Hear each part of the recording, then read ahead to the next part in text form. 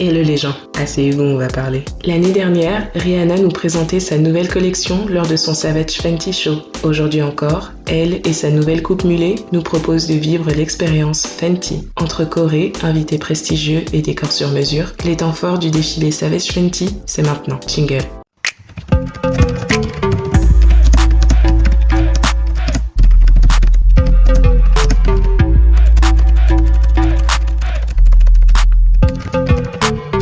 Rihanna nous avait prévenu, elle comptait bien être à la hauteur de son défilé précédent. Elle déclare que son but est de supprimer le sexy et le fantasme que nous avons été programmés à apprécier, et en quelque sorte, laisser les femmes apprécier leur corps comme il est. Je veux des choses que je n'ai jamais vues dans les défilés. Je veux sortir de cette case à chaque fois, et je veux aller plus loin à chaque fois. Elle tease son défilé de manière originale sur Instagram en postant des extraits protégés par un message d'avertissement. Contenu sauvage pourrait contenir une énergie de bad bitch, vous êtes avertis. Et bien sûr, le post nous invite à en voir plus le 2 octobre lors de la sortie du défilé sur Amazon Prime Video.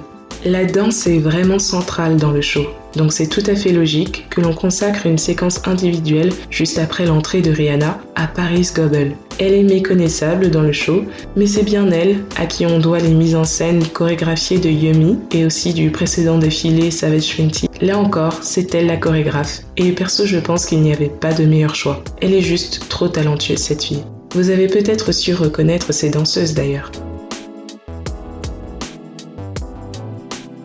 Le moins que l'on puisse dire, c'est qu'il y a eu beaucoup de guests, pour certains des habitués du show. Pour déjà en citer quelques-uns, la mannequin Cara Delevingne, le rappeur Big Sean, la chanteuse espagnole Rosalía, la mannequin Bella Hadid, le rappeur Bad Bunny, Willow Smith, King Combs, le fils de Puff Daddy, Paris Hilton, la mère de Kim Kardashian et de toutes vos stars de télé-réalité, le chanteur Miguel a fait une performance. Travis Scott et Young Thug étaient bien là. Tout ce que je peux vous dire, c'est de bien regarder le show jusqu'à la fin. Bref, la liste est longue et je n'en cite qu'une partie. Tous les artistes n'ont pas forcément chanté, certains ont fait des apparitions ou même des prestations uniquement de danse, comme Lizzo. Je dois dire que son passage m'a bien plu, car il était fort de messages symboliques. Déjà le fait que Rihanna ait choisi Lizzo pour faire une performance individuelle, cela montre le parti pris sur la diversité et l'inclusion qu'elle a toujours eue. Lizzo est pour ainsi dire une tête d'affiche du mouvement body positive et de l'amour de soi.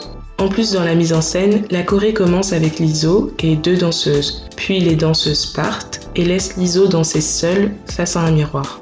C'est une belle façon de montrer jusqu'où l'amour de soi doit aller. Car certaines personnes complexées ont encore du mal à ne serait-ce que se regarder dans la glace. Alors, twerker en lingerie devant le miroir et devant des caméras, c'est un autre niveau. Si vous voulez voir le show, je vous mets le lien vers Amazon Prime dans la description.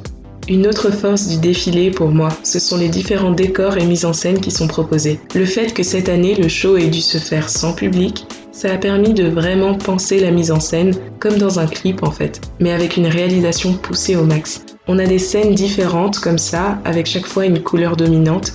Mention spéciale pour l'actrice Demi-Moore, ici présente, qui a quand même 57 ans. Chirurgie ou pas, elle a quand même 57 ans. Normani était là aussi, toujours sans album, mais toujours aussi magnifique. Mon décor préféré est sans doute ce décor rosé et tropical, car les chorégraphies sont incroyables, et puis Rihanna y réapparaît dans une fleur. Elle fait le tour de la scène pour éclater tout le monde, avant de rentrer dans sa fleur. J'avoue, j'ai un petit crush sur Rosalía. Elle nous a chanté son titre TKN, mais sans Travis Scott. Elle avance dans une sorte de tunnel tout au long de la chanson, tout en faisant une chorégraphie avec les danseurs. Ça donne un effet de fluidité qui rend très bien.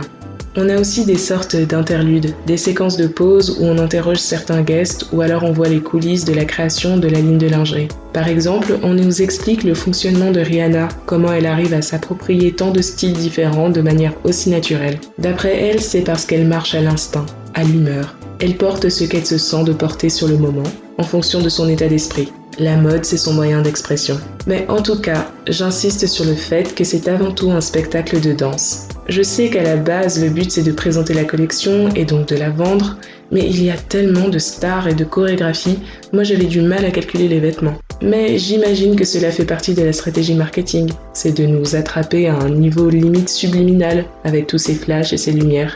Mon inconscient doit vouloir acheter de la lingerie maintenant, c'est sûr. Tout comme les invités, les danseurs représentent toutes les tailles, toutes les couleurs, tous les genres. Et quand tu fais ce genre de spectacle avec des gros, des minces, des squelettiques, des noirs, des blancs, etc., tu peux risquer que cela ressemble juste à un cirque, qu'il n'y ait pas de cohésion. C'est en partie pourquoi il n'y avait pas de diversité dans la mode auparavant. Mais la réponse est pas du tout. C'est un show magnifique et surtout très esthétique. Les visuels sont en place et la diversité des personnes s'accorde parfaitement.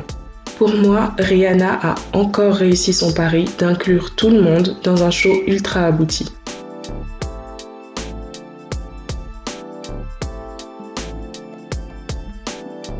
Dites-moi en commentaire ce que vous pensez de la vidéo. Est-ce que vous allez regarder le défilé Savage Fenty? Est-ce que vous êtes client de sa marque de lingerie? Pour vous, le pari d'inclusivité est réussi ou pas? Quel passage du show vous a le plus marqué? Allez, on se parle en commentaire.